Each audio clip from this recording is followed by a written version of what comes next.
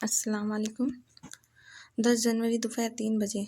दीवार पर न्यूज़ पे स्क्रीन्स वाला कमरा उस दोपहर दो लोगों की मौजूदगी लिए हुए था। जबल खान को कानों में बड़े-बड़े माइक्स लगाए स्क्रीन पे चलते मंजर देख रहा था। साथ एक हाथ कीबोर्ड पे खट-खट कुछ टाइप कर रहे थे।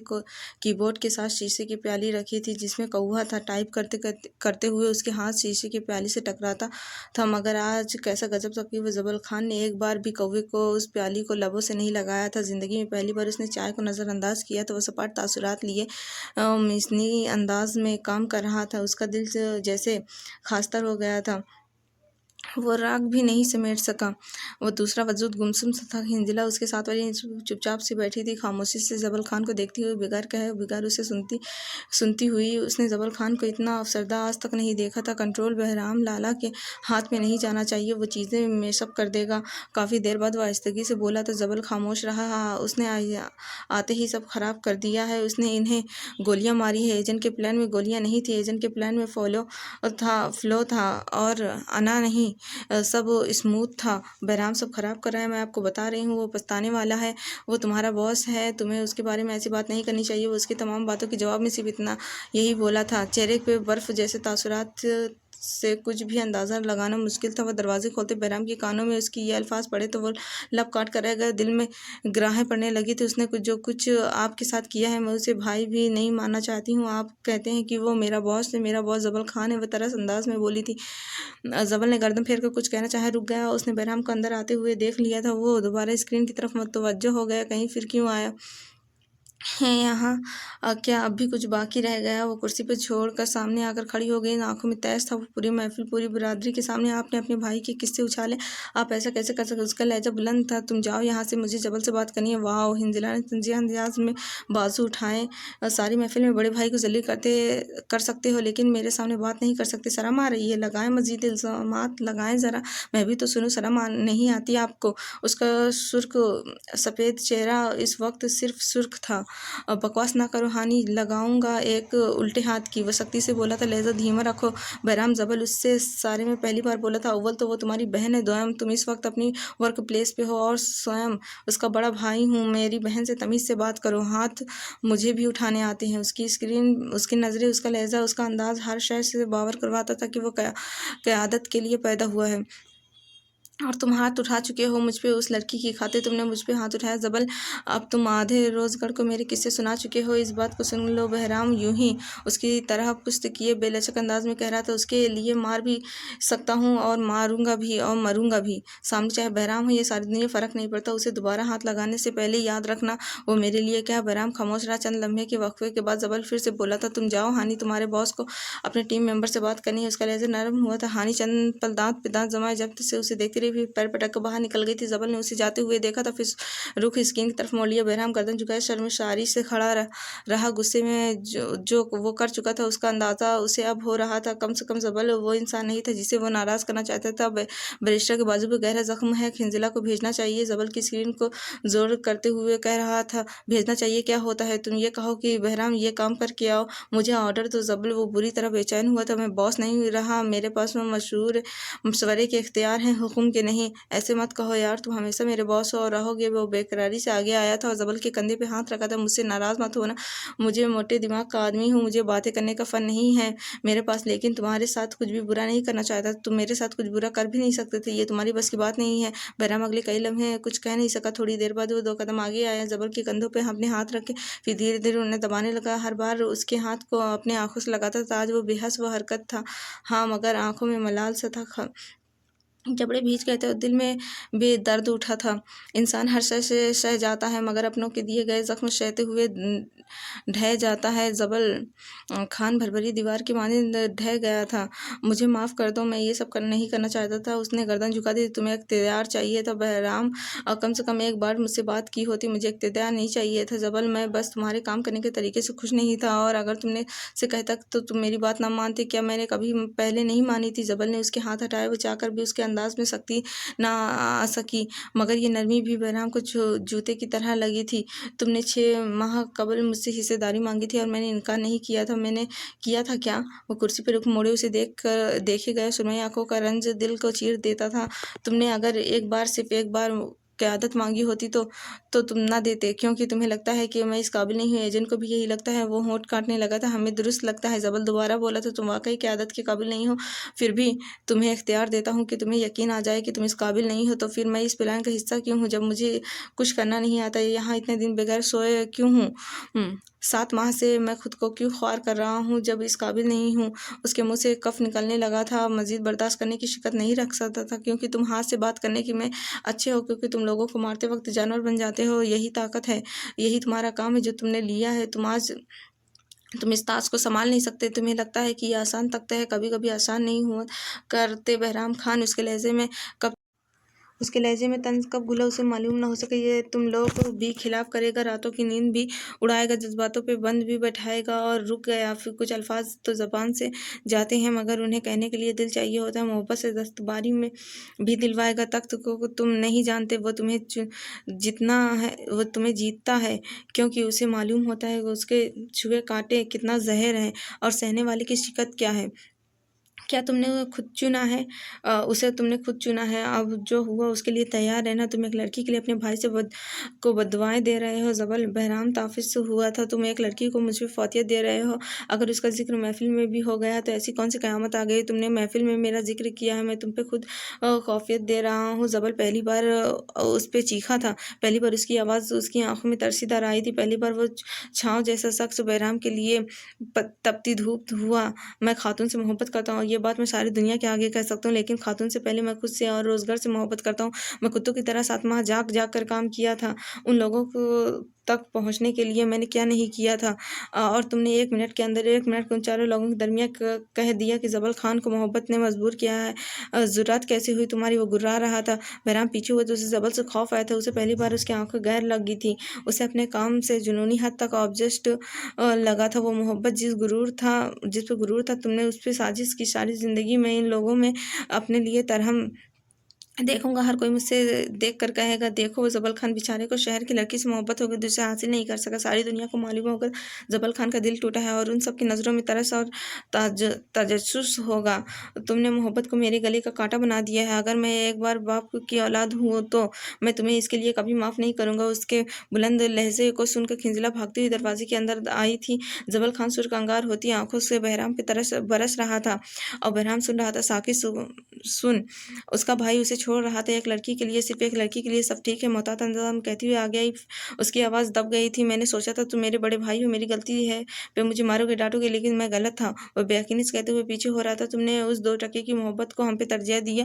उसने ज़ोर से सीने पे मुक्का मारा था। फिर ठीक है, आज से हम कैप्टन और तुम हमारा सिपाही। बहराम खान आज से तुम्हारा भाई नहीं है। तुमको मोहब्बत मुबारक, हमको तख्त मुबारक। वो चला गया था। वो कहकर वाकई चला। जबल खान लब भींचे उसे जाते देखता रहा। एजेंट ट्राउजन हाउस था, लेकिन अपने दोस्तों के लिए, लेकिन वो उनके लिए भी वही बन रहा था। जबल खान के हाथों से सब फिसल रहा था। तख्त मोहब्बत भाई साहब। 10 जनवरी शाम 4 बजे। आतिशदान की गर्माहट वाला कमरा अपनी शमाते में चौकन्ना किए हुए था। बाहर से आते जाते कदम पे उसकी हससात किसी जासूसी की तरह बेदार होती थी। आज सरबराही कुर्सी पे जबल खान की जगह बहराम खान बैठा था। उसके मेहमान 2 लोग थे। उसके सामने वाले सोफे पे विराजमान थे, जिनके चेहरे पे वो नहीं थे जो 7 जनवरी को थे। उनकी हिम्मत भी वैसी नहीं थी जैसी 7 जनवरी को थी। इन 4 दिनों में उनके हौसले बुरी तरह तोड़ दिए थे। उन 4 दिनों में उनसे माजूर सा कर दिया था। आज वो घुटने टेकने को तैयार थे, ऐसा बहराम खान को लगता था।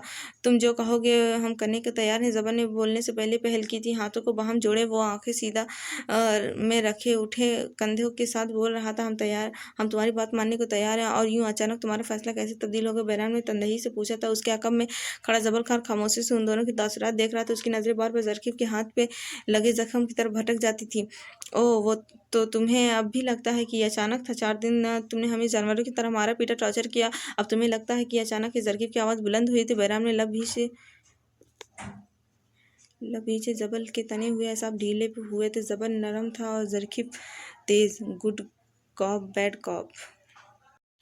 पुलिस या फिर किसी तफ्तीशी इरादे के लोग जब किसी तफ्तीश करते हैं तो 2 अफसर भेजते हैं, जिनमें से एक धमकी और मारपीट पे उतर आता है, जबकि दूसरा मुजरिम की हमदर्दी बटोरने की कोशिश करता है।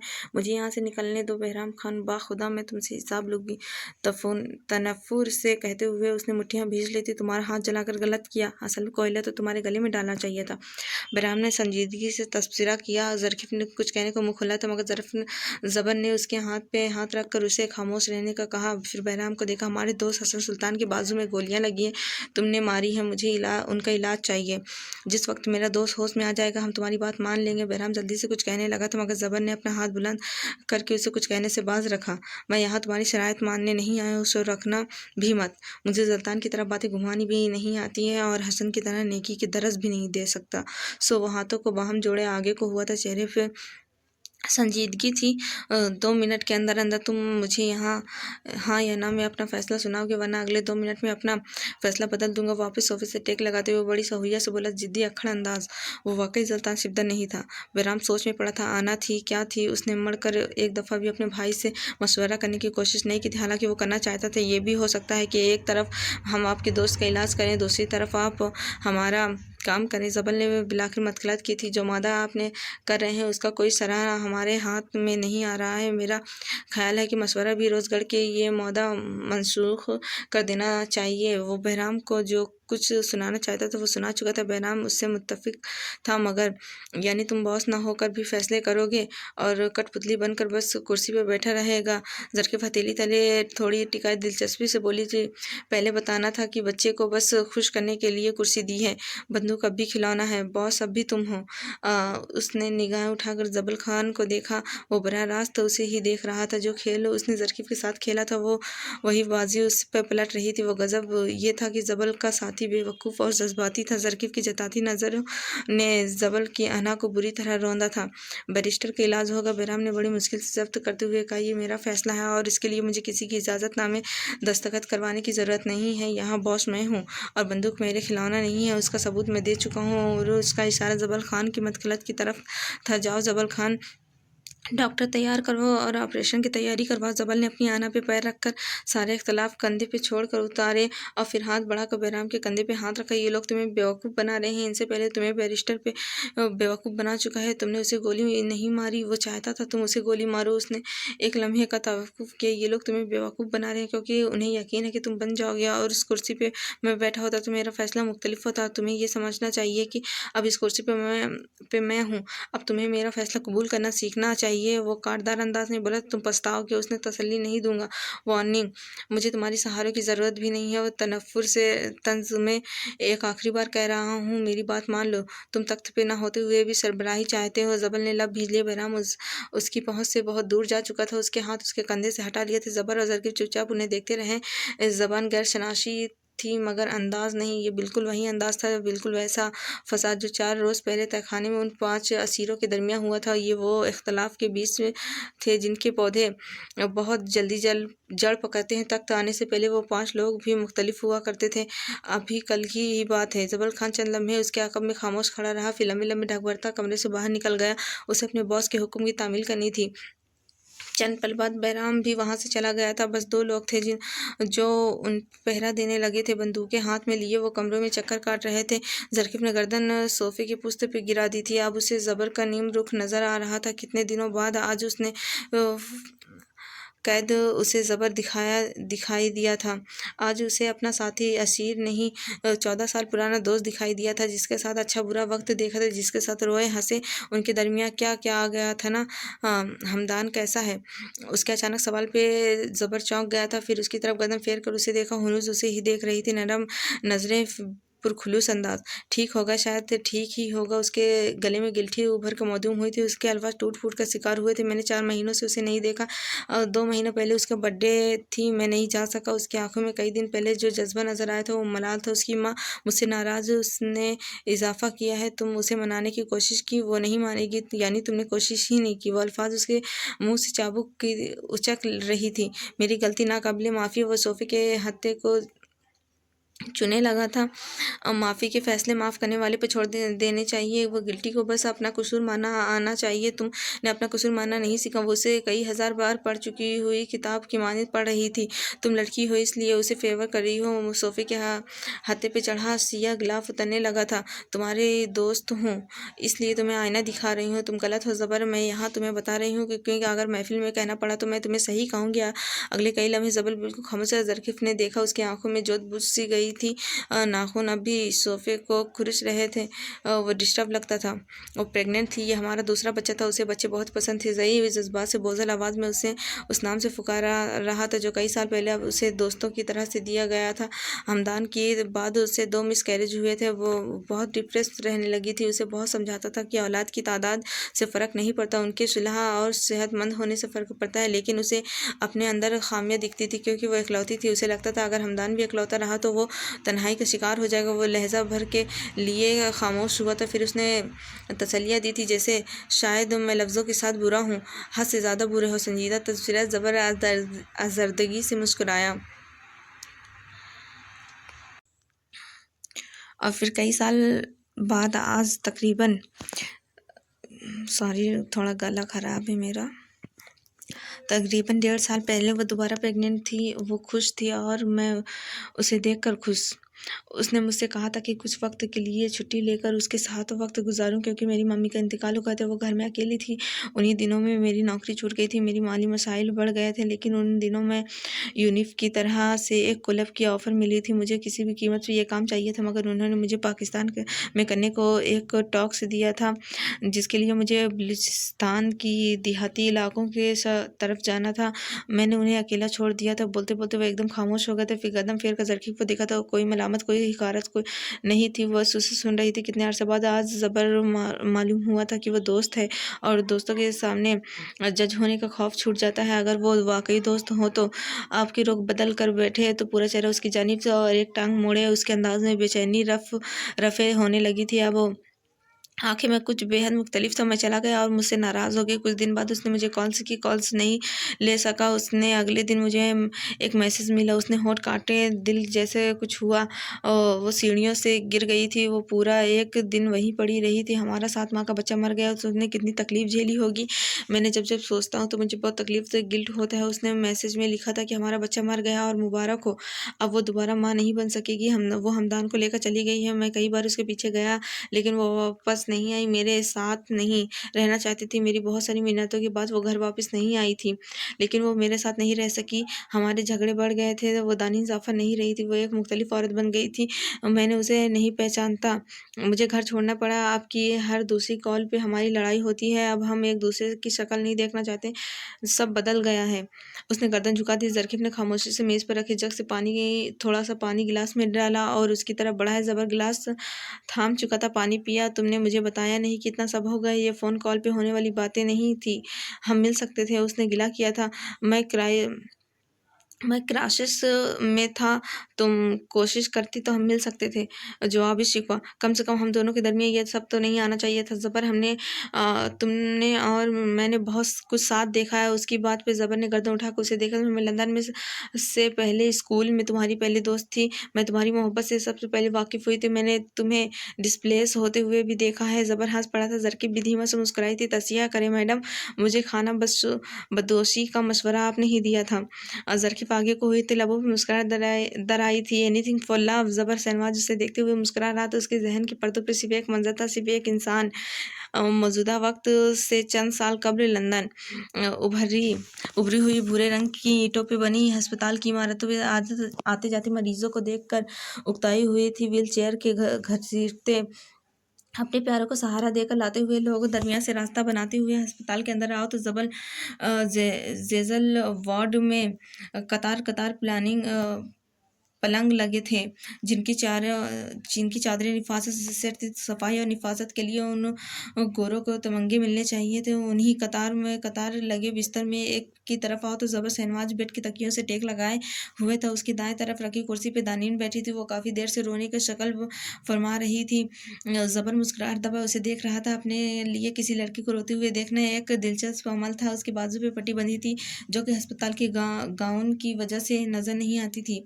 बेड गेट की दूसरी तरफ 4 लोग कतार में खड़े थे, आंखें सिकोड़े हुए थे, माथे पे बिल्लों की जाल, उनके हाथों में माल्टे थे, वो जो मरीज के लिए लाए थे, लेकिन उसके बाजू के दर्द का ख्याल करते हुए ने उसे माल्टे खाने की ऑफर नहीं की थी। हाथ दुख जाएगा ना। जूस उन्होंने अपने लिए निकाल लिया था। जबर का इतना खून तो बह ही चुका था, अब जूस पीकर क्या ही हो जाना था। दोस्त होते ही ऐसे हैं। वो तसल्ली किस बात की थी, चाकू ही लगा था, कोई गोली थोड़ी। अब रोना बंद करो दानीन, बिल्कुल ठीक हूँ मैं, देखो उसे काफ़ी देर से रोते हुए देखो। बिलाखिर बोला था, हम 4 घंटे से खड़े हैं बेगैरत, हमें बैठने को नहीं कहा। शादान सुल्तान के कान के करीब झुका। ये सब मेरी वजह से हुआ है, आई एम सो सॉरी। तुम्हारी सारी बिल्स मैं पे करूँगी, ओके। वरना आंखों से उसे देखते हुए, लेकिन बिल्स तो लियाना ने अदा कर दिया है। हसन ने सारे जहां में मासूमियत से अपने चेहरे पे लिए हुए था। बाकी तीनों ने हैरत से उसे देखा था। बसमोल दानीन के बहुत परेशान थी बेचारी, कितना रो रही थी। मैं क्या बताऊं, मुझसे सादान से तो संभाली ही नहीं गई जब तक वो जबर के गले से लगकर नहीं रोई, यहाँ से गई नहीं। उसने गले पे जोर दिया। दानीन की रंगत फीकी पड़ी थी। जबर का जी चाहा कि वो उठकर हसन का गला दबा दे, जबकि वो मासूमियत के तमाम रिकॉर्ड तोड़ता उनके सामने खड़ा था, आग लगाता। वैसे एक बात है, शादान मुंह में माल्टे की कश लेते हुए बोला था, जबर को पहले कितना दर्द हो रहा था, लेकिन लियाना ने जैसे उसे गले लगाया सब सही हो गया था। सही कहते हैं, मोहब्बत बड़ी ताकत होती है। मेरी तो आंखों में आंसू आ गए थे उसने छत की तरफ देखते हुए, जैसे अभी कोई मौजूदा हो जाएगा। मोहब्बत दर्द, अल्लाह अल्लाह। जबर का सर चकराने लगा था। दानीन को अपना मुस्तकबिल चक्कर खतरे में पड़ता महसूस हुआ था। मैंने कितनी ही बार उससे कहा था कि बिल दे देता हूँ, सुल्तान के कंधे उचकाते हुए बोला था। अब आग लग चुकी थी तो वो भी अपना हिस्सा पेट्रोल भी डाल ही दे, लेकिन उसने कहा कि उसके और ज़बर के दरमियान ऐसी कोई फॉर्मेलिटी नहीं है। वो दोनों एक दूसरे के लिए इससे ज़्यादा इफ़ेक्ट्स करते रहते हैं। फिर मैंने ज़्यादा फोर्स नहीं किया। भोलेपन से बेड पे लेटे अपने दोस्त को देखा। मैंने ठीक कहा ना ज़बर, तुम लोग गलत फहमी हो गई है। ज़बर, उसके दरमियान में ऐसा कुछ भी नहीं है। ज़रकीफ़ ने माओ की तरह उसकी तरफदारी की थी, साथ देती नज़रों से बाकियों को देखा। तो तुम फिक्र मत करो दानिन, ज़बर जल्द ठीक हो जाएगा। उसका बिल मैंने दिया है, मुझे वापस करेगा। दानिन को शायद धारस ना होती अगर उसने ज़बर की तरफ देखा। बस मंजर सादाना ज़रकीफ़ माल्टे की कष्ट पे लिपट पड़े थे। मोटी कितना खाओगी? जितना मर्जी खाऊं, तुम्हारे पास अपना है ना। मेरा वाला ज़्यादा खट्टा है, मुझे माल्टा पसंद है जो खट्टा और मीठा दोनों हो। और फिर अपने बाप को कॉल करके कहो कि मलका के महल में तुम्हारे लिए माल्टे का बाग लगवा दे। हसन जल कर बोला था, एक और हल भी है। जलता ने चुटकी बजाई थी, मलका के पास ज़मीनें बहुत हैं, अब्बा से कहो उनसे निकाह कर लें, एक बाग तुम्हारे हिस्से में आ जाएगा। मेरी अम्मा ने फिर उसी बाग में मेरी और मेरे अब्बा की कब्र बनानी। तारीख की पहली मैयत होगी जिसमें बगैर कफन के दफन किया गया होगा। बगैर कफन के क्यों? Explain please. हसन की जनरल नॉलेज यू नो। ओ खुदाया, इसको तो अपनी जनरल नॉलेज की पड़ी होती है। सादा ने सर दहा भरी थी। अम्मा गुस्से में होंगी और मलका की ने ज़रूरत नहीं महसूस करनी। बरहाना मुर्दे के नाम पर ट्रेंड करूँगा मैं। उसके मुस्तकबिल से ऐसे खौफनाक नक्शे पर ज़रकीफ़ ने झुरझुरी ली थी और अपना सारा का सारा माल्टा उसकी तरफ बढ़ाया था। और दोस्त बच जाए माल्टे और सही, ये तुम खा लो, मेरी खैर है। सरदार भर के शुक्रिया मलिक कहते हुए वो माल्टा थाम चुका था। उनकी बहस के वक्त को पीछे करके दीवार से लग कर खड़े उन 4 लोगों को नज़रअंदाज करते हुए बेड से टेक लगाए उसके सामने बैठी लड़की को देखो तो ज़बर जिन नज़रों से दानिन को देख रहा था, सारे वहम में तमाम हद से दूर होने लगे थे। उसकी रंगत बहाल हुई थी। वो वाकई तुम्हारे बिल्स देती रही थी। तुम्हें क्या लगता है? सवाल के बदले सवाल किया गया था। वो बुरे लगते हो? वो झुंझलाई थी। अच्छा कब लगता हूँ? ज़बर मुस्कुराया था। दानिन ने मुस्कुराहट दबाई, ज़रा सा चेहरा उसकी तरफ झुकाया। जब तुम कोई भी काम करने के लिए कहते हो, मैं बड़े होकर फलां काम करूँगा, तुम्हारी लिस्ट बहुत लंबी है और जब जब तुम उसमें इजाफा करते हो तो अच्छे लगते हो। वो हंसते हुए बोली थी। ज़बर भी साथ मुस्कुराया था। मैं अपनी लिस्ट में एक और इजाफा कर चुका हूँ। अच्छा वो क्या? ऐसी बातें इस तरह अस्पताल में नहीं की जाती हैं। उन बातों की सफ़ेद ट्यूलिप्स के दरमियान होना चाहिए। तुम अपनी दुकान सफ़ेद ट्यूलिप्स से भर दो, फिर मुझे कॉल करना, मैं बताने आ जाऊँगा। दानिन ने सर हिला दिया। उसके चेहरे पे एक मरतबा फिर फिक्रमंदी दर आई थी। तुम्हें दर्द तो नहीं हो रहा है ना? ज़बर ने नफ़ी में सिराया था। पुलिस ने उन तीनों लड़कों को पकड़ लिया होगा, अब सब ठीक होगा, तुम फिक्र मत करना। वो उससे मज़ीद भी कुछ कह रही थी। ज़बर सर को बाद में सर हिला तो यूँ जैसे वो मुक़्तदम मरीद सा हो। आज के बाद वो दानिन के लिए आम नहीं रहा था। वो आम पहले भी नहीं था, मगर आज उसकी आंखें एतराफ़ भी कर चुकी थी। दीवार के साथ लग कर खड़े 4 अहम लोगों में 5वें का इजाफा हो चुका था। ज़बर के साथ उन 4 को कबूल कर चुकी थी। ज़बर शहनवाज़ उसे इतना अच्छा लगा था कि जितने सफ़ेद ट्यूलिप्स शायद उनसे भी ज़्यादा। उसे अपने वादे के मुताबिक 2 दिन बाद दानिश फ्लावर्स के बाहर खड़ा था और एक बाजू पे प्लास्टर था और हाथ में पट्टी से लटका रखा था। साथ हसन था जिसने अपने दोनों कंधों पे उसके दोनों बैग्स उठा रखे थे और हाथों में उसकी बाकी चीज़ें। वो दोस्तों के लिए जान भी दे सकता था ताकि उन्हें ज़िंदा रखकर वक़्तन-वक़्तन उनका खून चूसता रहे। ऐसा था हमारा प्यारा हसन। क्या वक्त आ गया है। पहले ज़माने में लड़कियां रुखसत होकर आती थीं, अब लड़के अपना हॉस्टल बार छोड़कर लड़कियों की दुकान में रहने के ठिकाने ढूंढ रहे हैं।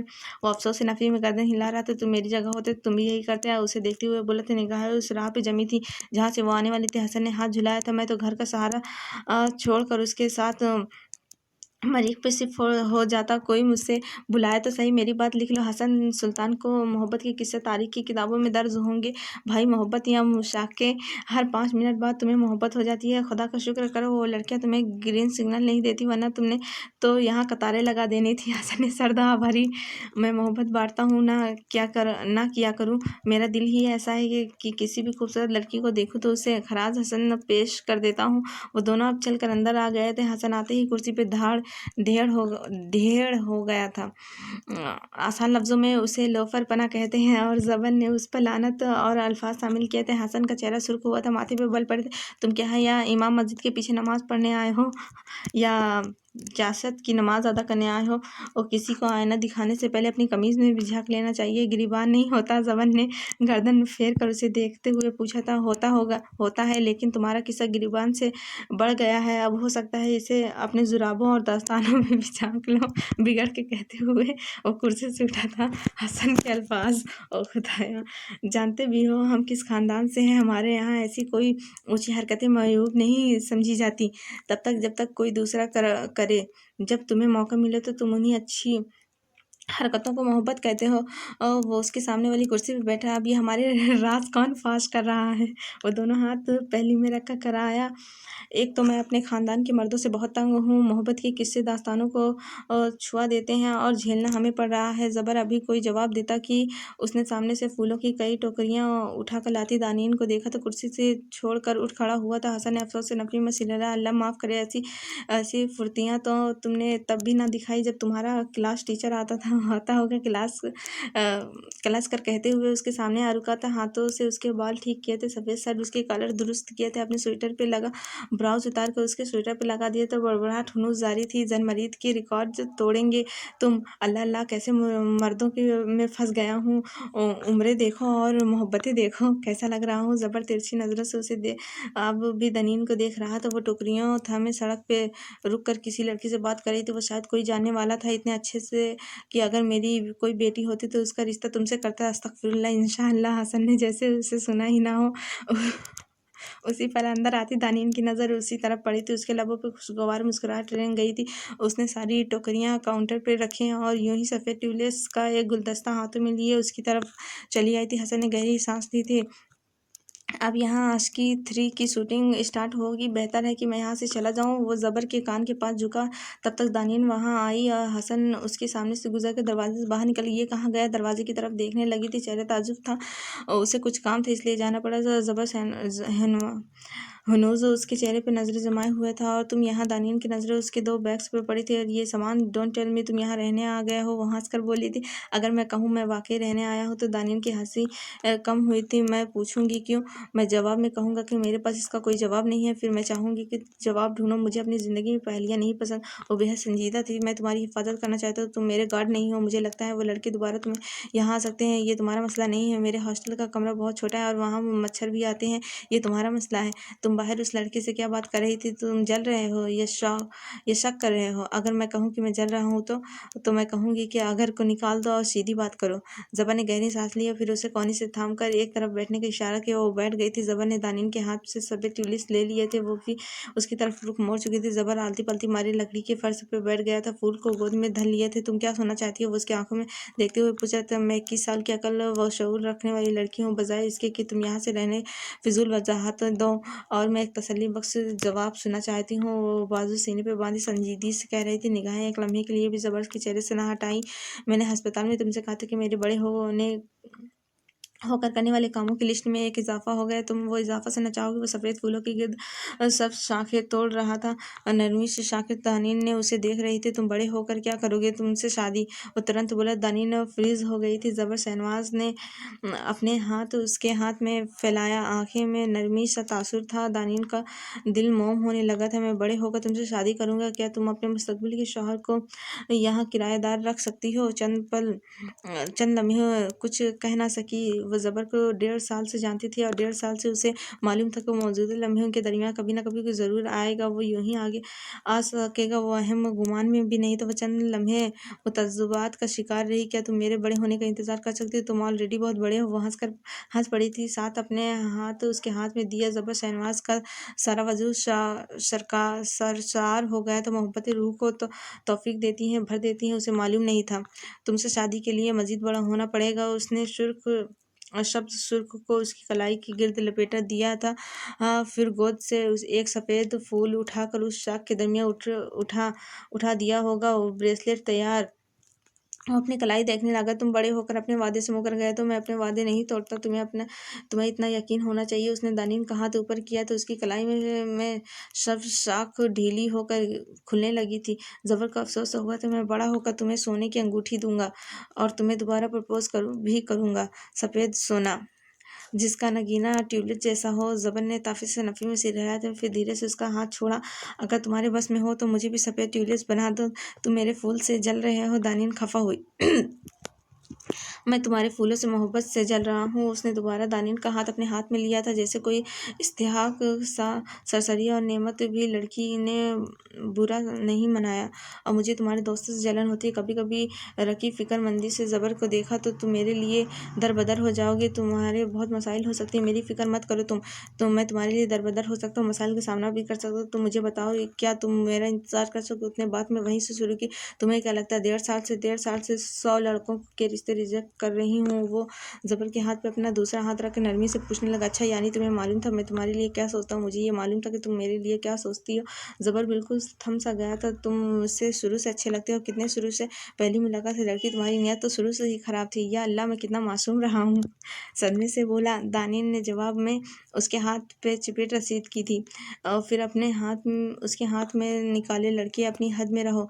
तुम्हारी लैंड लीडर हूँ। मौजूद कॉलर खड़े किए और मैं आपका इकलौता किराएदार, मुस्तकबिल का शौहर और तुम्हारे फूलों का ब्रांड एम्बेसडर भी। मेरे नाजुक कंधों पे कितनी जिम्मेदारियां हैं। वो खड़ी हुई थी। ज़बर भी उसके साथ उठ खड़ा हो। तुम्हारे दोस्तों को लगता है तुम कम बोलते हो। उन्होंने तुम्हें मेरे सामने बोलते हुए नहीं देखा। मैं कम नहीं बोलता। वो लोग मुझे मौका नहीं देते। वो रुका।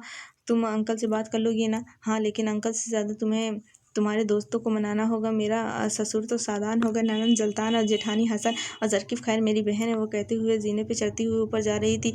यहीं ऊपरी पोर्शन में उसकी और उसके दादा की रिहाइश थी। वैसे हसन को तुम अपनी शौतन मान लो, वो तो ज़्यादा बेहतर है। फिर न कहना कि मैंने वन नहीं किया। जवाब में दानिन कुछ नहीं कह रही थी। वो हंसते हुए जवाब दे रहा था। हर जीने चढ़ते हुए उनकी आवाज़ मौधूम होती चली गई थी। चंद माह बाद ज़बर शहनवाज की डिग्री मुकम्मल हो गई थी और वो उन दोनों ऑस्ट्रेलिया जाने के लिए पेट्रोल रहा था। उसे अच्छे एकेडमिक रिकॉर्ड की वजह से उसे एक बार फिर स्कॉलरशिप मिल गई थी। वो लंदन में भी पढ़ सकता था, लेकिन वो माहौल बदलना चाहता था। गोल मेज़ के गिर्द वो दो स्टॉल्स पे एक दूसरे के आमने सामने बैठे।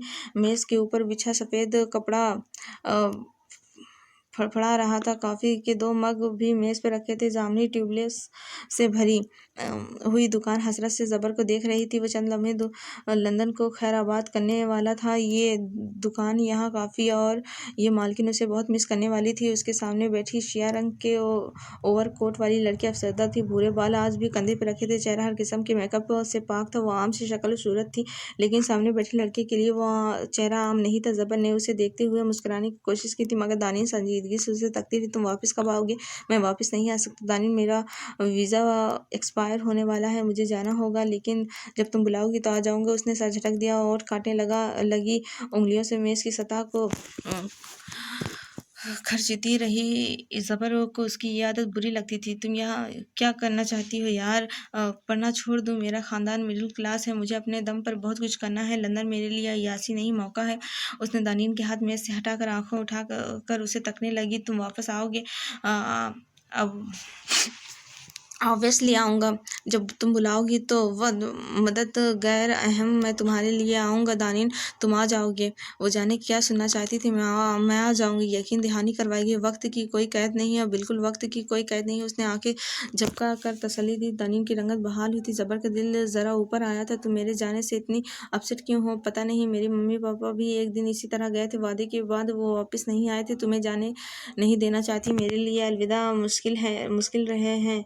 वो कुर्सी पे आगे को हुई थी। ज़बर उसके हाथ को अपने हाथों में लिए निगाहें उसकी निगाहों पे जमाए। तुम मुझसे शादी क्यों करना चाहते हो?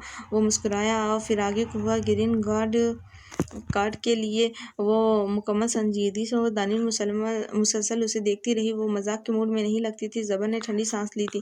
यार तुम अच्छी लगती हो मुझे, और मैं दूसरे को समझ सकते हो, और तुम्हारे साथ होता हूँ तो मेरी मुश्किलात कम लगने लगती है, और तुम मुझे ग्रीन कार्ड दिलवा सकती हो। आखिर में वो हल्के फुल्के अंदाज में बोला तो दानिश ने उसके हाथ पे हाथ छोड़ दिया। ज़बर अब की वाकई संजीदा हुआ था। मैं तुम्हें अपने मुतल्लिक बहुत कुछ क्लियर करना चाहती हूँ दानी। मेरा ख़ानदान मेरे दोस्तों जितना अमीर वेल सेटल नहीं है। मैं 19 साल की उम्र में तुमसे वादा कर रहा हूँ, 29 साल की उम्र में भी निभाऊंगा, लेकिन मैं तुमसे ढेर सारी असहजता छोड़कर मेरे वादों के साथ रह सकती हो।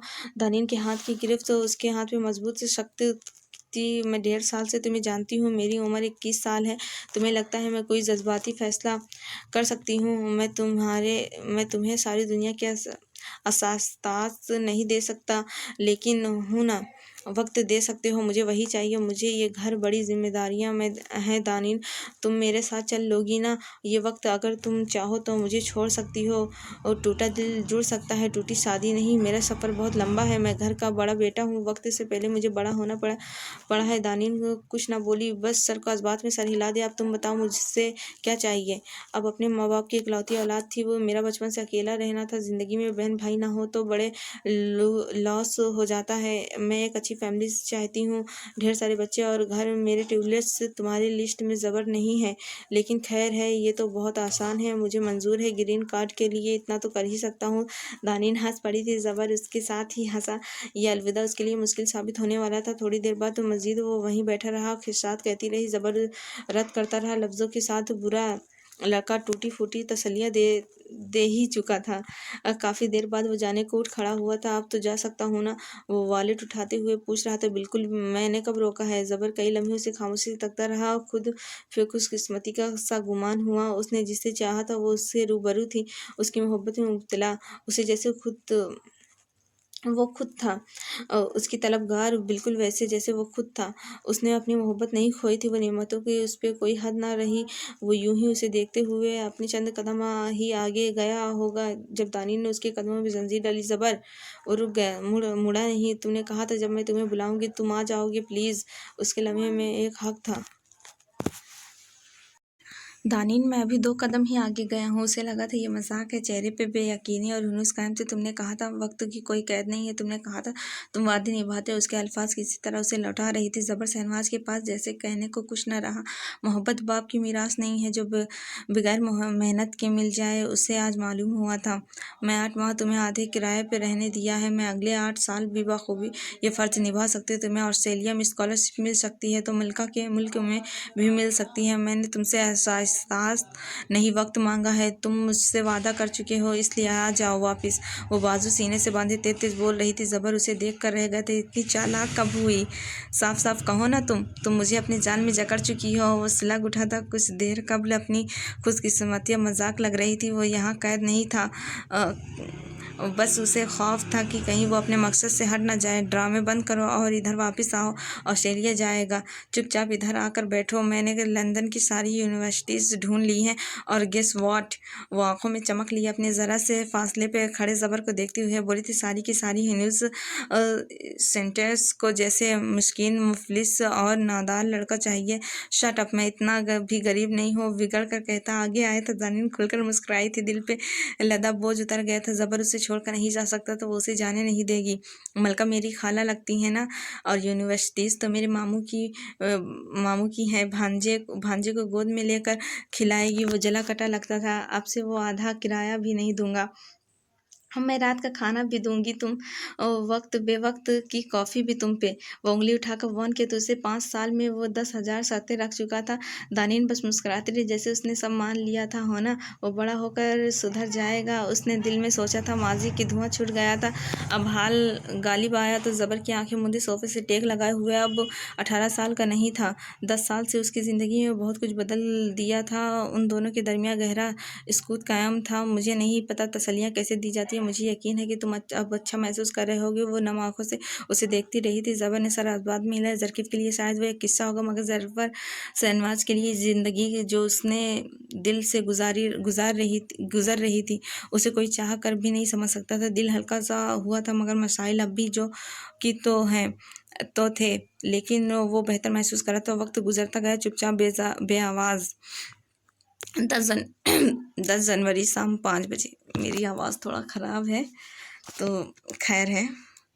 तहखाना उस वक्त अस्पताल के कमरे का मंजर पेश कर रहा था। लोहे के बेड पे हसन सुल्तान लेटा हुआ था। सीने की सट गायब थी और अब उसका जिस्म एक चादर से ढका हुआ था। उसकी दाएं तरफ जल्तान खड़ा था। स्वेटर के बाजू मोड़े रखे थे, माथे पे पट्टी थी और चेहरे पे नील। चंद दिनों के अंदर उसकी शक्ल बदल कर रह गई थी। दूसरी तरफ हिंजिला खड़ी थी, सफ़ा तासुरात लिए वह कई औजार निकाल कर लकड़ी की मेज़ पर रखती जा रही थी। उन औजार को अब आप इस तरह कैसे रख सकती हैं? ये मेज़ 1000 चिराशों से भरी हुई है। और यही औजार आप उसके जिस्म पे इस्तेमाल करेंगे, कोई एलर्जी हो सकती है। ज़ल्तान हाथों में दस्ताने चढ़ाते हुए संजीदगी से बोला, डॉक्टर आप हैं या मैं? अगर आप हैं तो आइए ऑपरेट करें।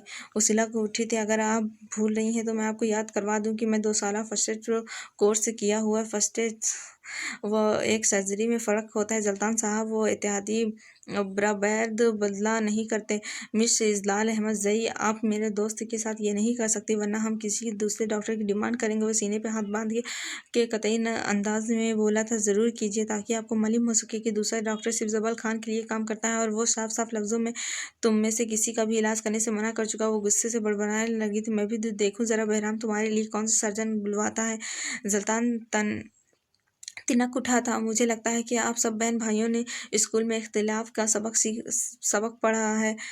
जी बिल्कुल, इसी तरह जिस तरह आपको आपके दोस्तों ने एडजस्टमेंट का सबक नहीं पढ़ा। हर जगह को अपने ख़ानदान का पहले समझ लिया है। ज़ल्तान ने तहरीर से सादान को देखा था, ऐसे जैसे कह रहा हो। ऐसी भी क्या मजबूरी थी भाई? सादान ने बेबसी से कंधे उसका जैसा कहना चाहता ये मेरी भी टांगें काँप जाती हैं। ज़ल्तान वापस हिंजला की तरफ मुड़ा था। मैं इस तरह तो हरगिज़ आपके साथ काम नहीं कर सकता। ज़ल्तान ने हाथ उठा लिए थे। ये गंदगी मैं बर्दाश्त नहीं कर सकता। ओह वाकई, यानी आपके पास चॉइस है? बड़ी खुशी से हुई सुनकर। खिंजिला इंस्तांजिया अंदाज में बोली थी ज़ल्तान। सादान ने इस सारे वक्त में पहली बार बोला था। उसे करने दो, अपना काम जानती है वो। खिंजिला ने मुड़कर उसे देखा था। आंखों में तंजिया सा तासुर उभरा था। जी बिल्कुल जानती हूँ, लेकिन कुछ देर के लिए हमदर्दी दिखाई थी और नतीजा देख लिया। लोग अपने मसीहा भी बंदूक तान लेते हैं। सादान थक कर नरम सा मुस्कुराया था। हिंजिला ने सपाट लाइट जख्म पे दुरुस्त की थी। अब आंखें बंद करके ज़ेरे लब कुछ पढ़ा था, फिर औजार हाथ में लिया। उसके चेहरे में थोड़ी बेचैनी थी, शायद खौफ थी। आई एम सॉरी, मगर ये पहली बार है। उसने निगाह उठाकर उन दोनों को बारी बारी देखा। तो मुझे नहीं पता है मैं ये कर सकती हूँ या नहीं। Are you sure? ये आपका दोस्त है। मैं अगर आप एक 6 फीट के मर्द पे बंदूक तान सकती हैं तो उसके अंदाज का लोहा निकाल भी सकती हैं। ज़ल्तान ने वो सारे औजार सबसे मेडिकल किट के वाले कपड़े में रख रहा था। बाज नहीं आया ये आदमी। आप कर लेंगी ना? शुरू करें। खिंजिला आपकी मुतज़्ज़िब थी। उसने सादान को देखा था। वो शैलेन ज़्यादा दीवार से टेक लगाए उसे देख रहा था। पहले तुम लोग हमें अगवा करते हो, फिर मारते पीटते, फिर गोलियां मारते हो और ज़मीन पे हथेलियाँ जोर देते हुए उठ खड़ा हुआ था। फिर तुम एक मुकम्मल डॉक्टर के अंदर छुपा कर एक आधे डॉक्टर को हमारे दोस्त की सर्जरी करने भेज देते हो और फिर सर्जरी करने से डरते भी हो। वो उसके ऐन सामने खड़ा था। यानी आप अपने अगवाकारों को मोरल सपोर्ट भी कर दें। तंज नहीं था तो तसल्ली भी नहीं थी। हिंजिला उसके चेहरे को देखती रही। उसके आँख के आगे, माथे पे और रुखसार पे जख्म थे। यही हाल उसके सीने का भी था। कमर और टांगों का हाल भी मुख्तलिफ न था। उसे तकलीफ सी हुई थी। ये सब डिजर्व नहीं करता था। कम से कम तुमसे किसी किस्म के सपोर्ट की तवक्को नहीं है मुझे। उसने गर्दन फेर ली थी और झुक कर दस्ताने हाथों से हसन के बाजू पे मेडिकल पेन से एक निशान बनाने लगी थी। उसके हाथ की लर्जिश कम हो चुकी थी। हो भी कैसे सकती हैं? तुम्हें रखो के तवक्को थी वो और ईमेल भेजता था। सुल्तान उस किस्से से नावाकिफ था, मगर फिर भी मुस्कुराया था। वो जानता था ये किस्सा ज़रूर दिलचस्प होगा। अगर तुम अपना मुंह बंद करोगे तो मैं अपना काम शुरू करूँ। क्या तुम मेरे मुंह से काम करती हो? नहीं, लेकिन मैं डिस्टर्ब हो रही हूँ। वो झुंझलाई थी। हम पाँचों तो यहाँ हनीमून मनाने आए हैं। देखो ज़रा हमारे चेहरे पे वैसी खुशी टपक रही है जो नानी के घर जाते वक्त टपकती है। उसने चेहरा आगे किया। हिंजला उठा कर पीछे हुई थी। जुल्म यह है कि हमें यहाँ आए हुए 4 दिन हो गए, हमने अपनी नानी भी नहीं देखी। जल्दा शिवदा ने सब झटकते हुए गुफ्तगू में हिस्सा लिया था। तुम दोनों मुझे हैरेस कर रहे हो? और औजार रख कर वो हंसी हुई थी। सादान हंस पड़ा था। सुल्तान उसके हंसने पे हंसा था। अगले कई लम्हे वो दोनों पागलों की तरह हंसते रहे थे। हम हैरेस कर रहे हैं, वाकई हम हैरेस कर रहे हैं। तुम और तुम्हारे भाई हमें गोद में बैठा कर फीडर को पिलाते हो। अगवा जैसे बेजा में रखने वाले ब्लैकमेलर्स और हरेसमेंट की बात करते हुए अच्छे नहीं लगते बीबी। जल्ता ने उसी के अंदाज में कहते हुए उसकी तवज्जो हसन की तरफ दिलाई थी। सादान भी उसे मजीद तंग करने का इरादा तुर करते हुए अपनी सारी तवज्जो हसन के बेहोश वजूद पे डाली थी। रोजगर ने एक एंकर को नर्स भी बना दिया था। एक सियासतदान को आधा डॉक्टर और एक आधे डॉक्टर को पूरा सदर। जुल्म की इंतहा थी ही नहीं। थोड़ी देर बाद ईसा हिंजला का छोटा भाई वहीं आ गया था। अगले 3 घंटे में उस तहखाने में मौत जैसे खामोशी रही थी। वाहिद आवाज़ जो थी उन 4 लोगों की सांसें लेने की थी। वो वाहिद शोर वो जो कि औजार टकराने पे पैदा होता था। बिलाखिर पूरे 3 घंटे बाद गोलियां निकाली जा चुकी थी। उसके उधड़ी जिस्म पे टाँके लगाए गए थे और सफ़ेद पट्टी उसके पूरे बाजू पे सीने पे लपेटी गई थी। वो ऊपर सुकून नींद सो रहा था, बिल्कुल पुरसुकून। हिंजला उसके जिस्म चारों दुरुस्त करते हुए पीछा तो उसकी आंखें नम हुई थी। उसकी ज़िंदगी की पहली सर्जरी थी। कब कहाँ कैसे किन हालात में हुई थी। उसे लोहे के बेड से ज़रा फासले पे दीवार से टेक लगाए बैठती चली गई थी। टांगों में जैसे जान निकल गई हो। वो अब सख्त शौक थी। सादान और सुल्तान चंद लम्हे खामोशी से बेड के दाएं तरफ खड़े रहे, अपने दोस्त को देखते रहे। वो गोलियां उन्हें अपने सीने पर लगती महसूस हुई थी। वह सफ़ेद पट्टियां कफन जैसी थी। वो बंदा आंखें ऐसे थी जैसे वह रौनक ने जिंदगी पे पर्दा कर लिया हो। वो दोनों खामोशी से थक कर बेड से हट गए। वो एक स्टोन के साथ टेक लगाए बैठ गए। उसके आयन सामने हिंजिला थी। तहखाना खामोश की दबी से तहों में दबा हुआ था। एक शोर था जो वहाँ मौजूद था, तमाम लोगों की समाती बहरी कर रहा था। मुबारक हो, तुम आज़ाद होने वाले हो। कई शाने बाद हिंजिला की हल्की आवाज़ उस मुकद्दस खामोशी के इस्तरास पैदा किया थी। यानी आप मानती हैं कि हम कैद हैं? सावधान की वजह से सुल्तान ने जवाब दिया था। हिंजिला खामोशी से लफ काटने लगी थी। कई बार चीज़ें और हालात सही गलत से आगे निकल जाती हैं। कई बार हमारे पास बस हल होते हैं। आप हमारे कैद नहीं, हमारा हल है। खुद को इस तरह तसल्ली देती हैं आप। वो तेज़ लहजे में बोला था। 3 दिन, सिर्फ 3 दिन हमारी ज़िंदगी नए सिरे से बदलने वाली है। हम यहाँ इस कैद खाने में हैं। 3 दिन बाद हम यहाँ से जिंदा जाएंगे या लाश की सूरत में। हम यह भी नहीं जानते कि हम ये डिज़र्व करते थे। वो मलामत से कह रहा था। एक गलती जो हमारे पेरेंट्स ने की हो उसकी सज़ा हमें मिलना कौन सा उसूल है, कौन सा कानून है? जो सज़ा हम भुगत रहे हैं उसका क्या? वो बेहद दरस्तगी से उसकी बात काट कर बोला। ईशा ने बाकायदा मुड़कर उसे देखा था। करोड़ों रुपये कोई बच्चों का खेल नहीं है। हम बैठे बैठे ऊपर मिडिल क्लास से गुर्बत की लकीरों को छूने लगे हैं। वो क्या है? हमारे बच्चों को उनके हकूक़ नहीं मिल रहे हैं। आधी गज़ा, आधी तालीम, आधे हुकूक। क्योंकि हमारे पास पैसा नहीं है। लेकिन पैसा तो हमारे पास है। उसकी आंखों में सुर्खी सी उतरने लगी थी। पैसा है, पैसा हमारे पास। वो चबा चबा कर एक एक लफ्ज़ अदा किया था। लेकिन उस पर यह गज़ब है कि लोग फॉर गॉड सिक तुम लोग उस पैसे को भूल क्यों नहीं जाते? सैयद सादान साहब की सब्र की इंतहा हो चुकी थी। इंसान किसी कीमत पे लिखी हुई सब्र कर लेता है, भूल जाता है। छीनी हुई चीज़ों भूल जानी। सादान साहब, हमसे हमारा पैसा छीना गया। उसकी आंखें, उनकी तासुरात बदल चुके थे। वो हट लगती थी। अल्लाह की रज़ा पे हर कोई राज़ी हो जाता है। लोगों के रवैये पर कोई राज़ी नहीं होता। हम भी नहीं होंगे, ना हुए हैं। उसके लिए चाहिए हमें गोलियां मारनी पड़े, चाहे लोग अगवा करना पड़े, हम करेंगे। हम भी देखेंगे कैसे खाता है कोई हमारा पैसा। वो कहते हुए उठी थी। सादा बीचे उसे देखकर सुल्तान के चेहरे पर अलबत्ता कोई तासुर नहीं था। और अब तुम सब आज़ाद होने वाले हो ना? फिर किस बात का गम है? हम आज़ाद नहीं हो रहे हैं, तुम कैद हो चुके हो। वो दरवाजे की तरफ बढ़ती। खिंजिला कदम सादान की आवाज़ पे थम गए थे। वो मुड़ी थी।